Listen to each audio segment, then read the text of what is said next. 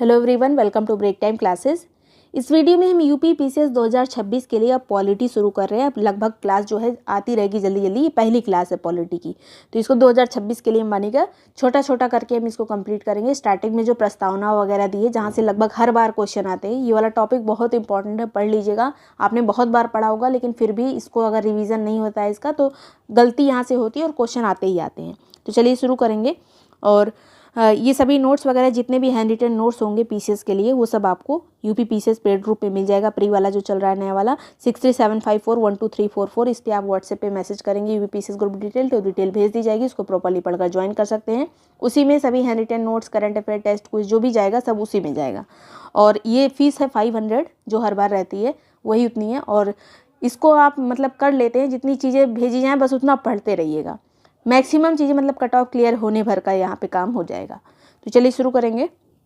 सबसे पहले यहाँ पर कुछ ऐसे टॉपिक रहते हैं जहाँ से अरेंज करने में वगैरह में क्वेश्चन दे दिया जाता है, इजी ही रहता है पर गलती हो जाती है, तो उसको यहाँ पर देखते हैं। तो संविधान सभा की पहली बैठक कब हुई थी? तो 9 दिसंबर 1946 को हुई थी। डेट एकदम एग्जैक्ट याद रखिएगा, 9 दिसंबर है, ये सितंबर उतंबर अगस्त नहीं है कुछ। 9 दिसंबर 1946।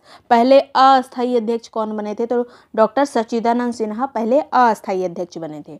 उसके बाद ये 9 दिसंबर की बात है, पहले जब अस्थायी अध्यक्ष बने। फिर 11 दिसंबर 1946 को प्रथम स्थायी अध्यक्ष बने थे, जिनका नाम है डॉक्टर राजेंद्र प्रसाद। पहले स्थायी अध्यक्ष 11 दिसंबर को बने थे, डॉक्टर राजेंद्र प्रसाद। अरेंज करने में आता है इस तरह से बहुत। फिर उपाध्यक्ष पहले कौन बने थे इस संविधान सभा के? तो एच.सी. मुखर्जी बने थे। उपाध्यक्ष भी नाम याद रखिएगा, पहले कौन थे? एच.सी. मुखर्जी। दो नाम में कन्फ्यूजन होता है कि जब संविधान सभा बनी थी तो उसके संवैधानिक सलाहकार कौन थे? तो बी.एन. राव थे। और उपाध्यक्ष कौन थे? एच.सी. मुखर्जी थे। इन दोनों लोग को अलग अलग याद रखिएगा। फिर इस टाइम पे महिलाएं कितनी थी हमारे संविधान सभा में? 15 महिलाएं थी, जिनसे क्वेश्चन आता है। फिर समिति और अध्यक्ष, यहाँ पर सबसे ज़्यादा इंपॉर्टेंट रहता है, लगभग हर बार एग्जाम में पूछ लिया जाता है, उप समितियों के अध्यक्ष। समिति नहीं, उप समिति के अध्यक्ष पूछ लिया जाता है, तो उसको भी यहाँ पर याद रखिए। समिति उप समिति सबका कभी मैचिंग में आता है, कभी आता है कि निम्न में से कौन सा युग्म सुमेलित नहीं है, इस तरह से भी क्वेश्चन आते हैं। तो समिति और अध्यक्ष देख लेते हैं। प्रारूप समिति पे और लोग भी थे, लेकिन जो हेड थे इसके, अभी आगे देखेंगे और लोग कौन थे। प्रारूप समिति के हेड थे डॉक्टर भीमराव अम्बेडकर।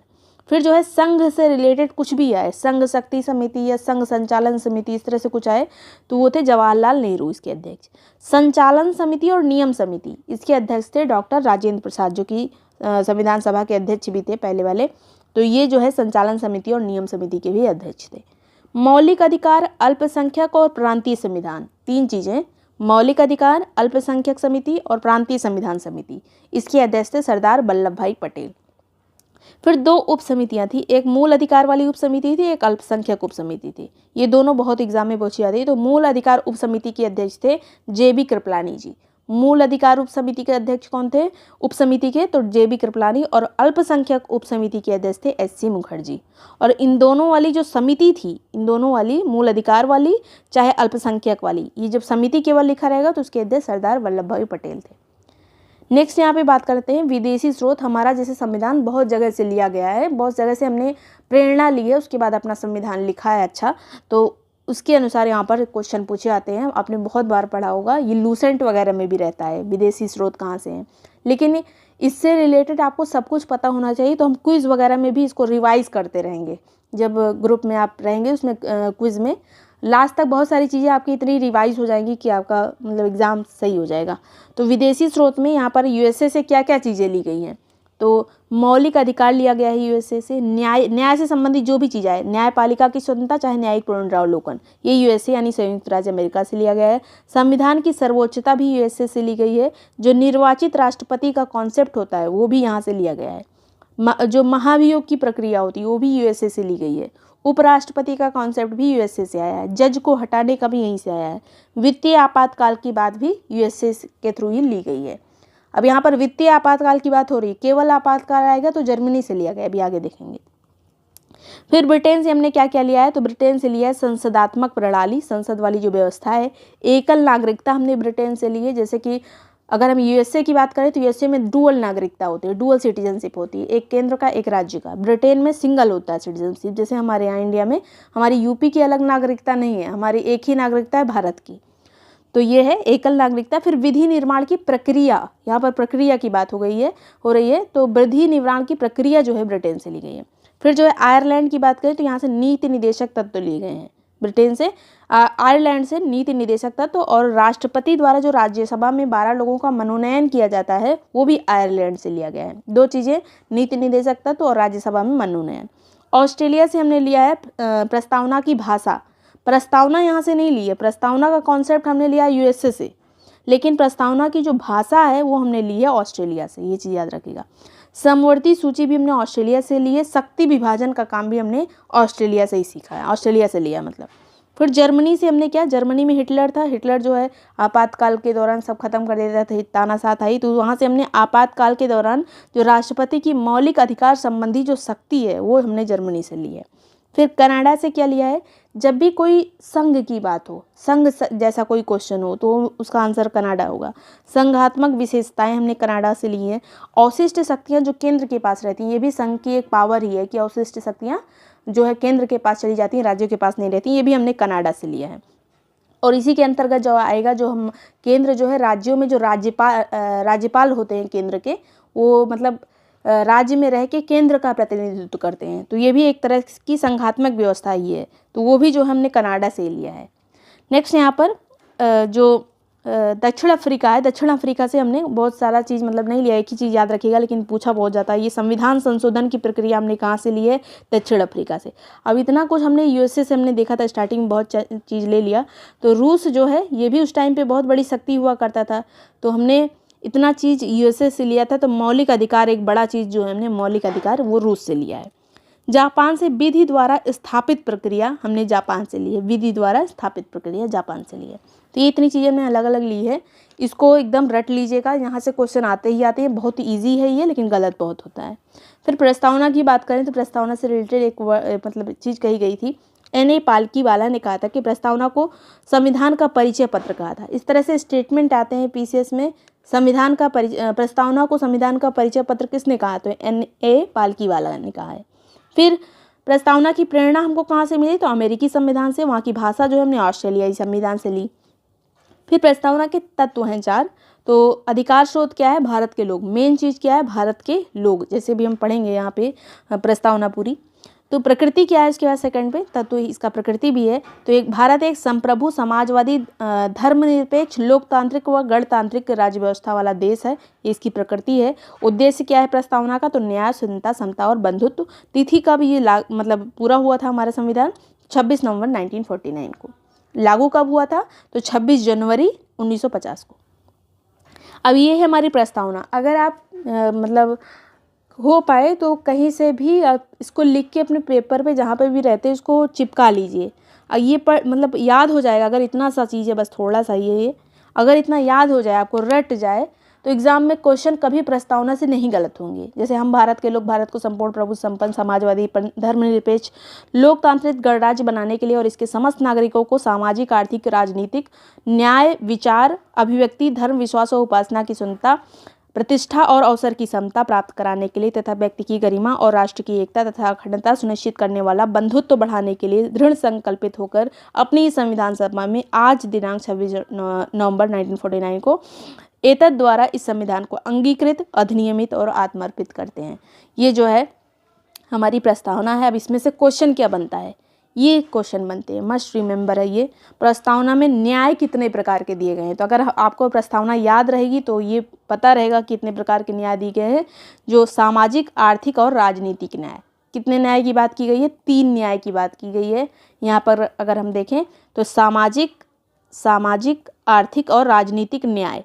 और उसके बाद स्वतंत्रता हमें कितने प्रकार की मिली है, तो 5 प्रकार की स्वतंत्रता मिली है। विचार, अभिव्यक्ति, धर्म, विश्वास व उपासना की स्वतंत्रता।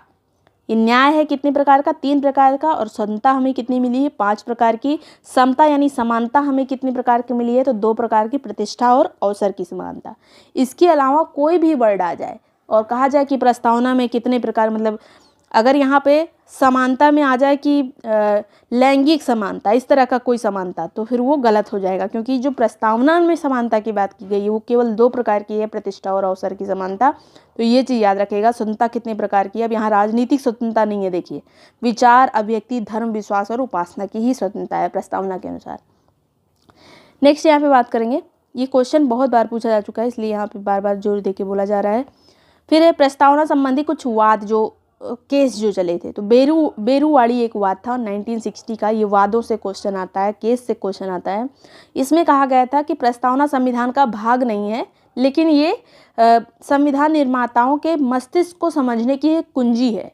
मतलब हम समझ सकते हैं कि हमारा संविधान की मतलब क्यों बनाया गया था, इसका उद्देश्य क्या था, ये चीज़ हम प्रस्तावना से समझ सकते हैं, लेकिन इसके आधार पर हम केस नहीं लड़ सकते। अगर कुछ गलती हुई है तो उस पर केस कर दें, ऐसा नहीं हो सकता। तो ये था बेरूवाड़ी वाद, ईयर याद रखिएगा 1960। फिर एक आया था गोलकनाथवाद 1967, गोलकनाथवाद वर्सेस स्टेट ऑफ पंजाब। यहाँ पे कहा गया था कि जहाँ भी संविधान की अस्पष्टता हो वहाँ अर्थ को स्पष्ट करने के लिए प्रस्तावना का प्रयोग किया जा सकता है। ये चीज़ यहाँ पर बोला गया था। गोलकनाथवाद ईयर कौन सा था? 1967। फिर मेन जो है केशवानंद भारतीवाद 1973 में आया था। इसमें कहा गया था कि प्रस्तावना संविधान का भाग है और संसद इसमें संशोधन कर सकती है, किंतु मूल ढांचे में परिवर्तन नहीं कर सकती है। केशवानंद भारतीवाद में कहा गया था कि प्रस्तावना जो है इसका भाग है, और अगर भाग है तो इस पर भी संशोधन किया जा सकता है, संसद इसमें संशोधन कर सकती है। उसके बाद ही जो है 73 की ये बात है, और 76 में ही 3 वर्ड जोड़ दिए गए थे 42वें संविधान संशोधन के द्वारा, जो भी हम आगे देखेंगे। फिर आता है एक, ये है 73 के बाद फिर SR बम्बई वाद आया था 1994 में। इसमें कहा गया था कि प्रस्तावना संविधान का अभिन्न अंग है, इसका न्यायिक पुनरावलोकन हो सकता है और अनुच्छेद 356 की न्यायिक समीक्षा की जा सकती है। तो ये इसमें कहा गया था, अभिन्न अंग वगैरह की न्यायिक पुनरावलोकन वगैरह की बात की गई थी SR बम्बई वाद में। इसका बस ईयर याद रखिएगा, सबका ईयर याद रखिएगा, बहुत इंपॉर्टेंट है।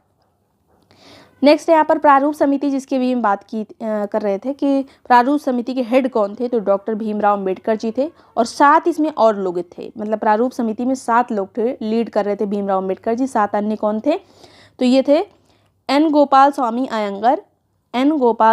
अयंगर, अल्लादी कृष्णा स्वामी अय्यर, कन्हैयालाल मणिकलाल मुंशी, N माधवराव। और N माधवराव ने अपना जो है ये पहले BL मित्र थे, लेकिन इन्होंने अपना त्यागपत्र दे दिया था, तो N माधवराव बने थे। फिर जो है DP खेतान थे, लेकिन इनकी मृत्यु हो गई थी, तो TT कृष्णामाचारी जो है इसमें सदस्य बने थे। फिर सैयद मोहम्मद सादुल्ला, जो सैयद मोहम्मद सादुल्ला हैं, ये भी मतलब 7 में ही आ गए। उसके बाद यहाँ पर एक याद करने की ट्रिक है कि जितने लोग इसमें थे सब भी जो है कृष्ण के पर्यायवाची थे, श्री कृष्ण के पर्यायवाची थे। जैसे गोपाल स्वामी अयंगर हो गए, अल्लादी कृष्णा स्वामी अय्यर हो गए, कन्हैयालाल मणिकलाल मुंशी हो गए, KM मुंशी जिनको कहा जाता है।